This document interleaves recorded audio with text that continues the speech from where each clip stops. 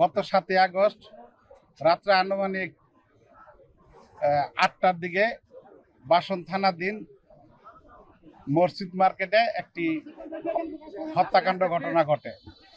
সেই হত্যাকাণ্ডের ঘটনা এবং জয়দেবপুরে এক সাংবাদিককে থেতলিয়ে দিছে। সেই ঘটনার প্রেক্ষিতে এনসিপির মুখ্য সমন্বয়ক উত্তরাঞ্চলের সার্জিস আলম তার ফেসবুক স্ট্যাটাসে 10টা 2-এ একটি ফেসবুকে পোস্ট করেন যে বিএনপির এক চাঁদাবাজি নেতাকর্মীদের কারণে এই হত্যাকাণ্ডটি ঘটেছে। কোনো ধরনের যাচাই বাছাই না করে, পুলিশের কোনো জবানবন্দি না নিয়ে সে বিভিন্ন সময় বিভিন্নভাবে, আপনারা জানেন জাতীয়তাবাদী দল বিএনপি একটি বাংলাদেশের সবচেয়ে বৃহৎ সংগঠন।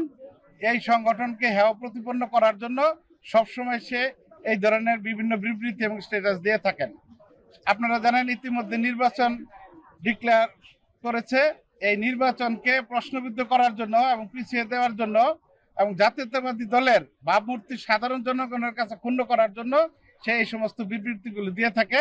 এর জন্য আমাদের সকল আইনজীবীদের নিয়ে, গাজীপুর কোর্টের যত আইনজীবী আছে সকলকে আমরা সাথে নিয়ে বিএনপির জাতীয়তাবাদী দলের আমরা সার্জিস আলমের বিরুদ্ধে মামলা রুজু করে গেলাম। বাসন মেট্রো থানার সভাপতি আমি তানভীর সিরাজ রুজু করে গেলাম।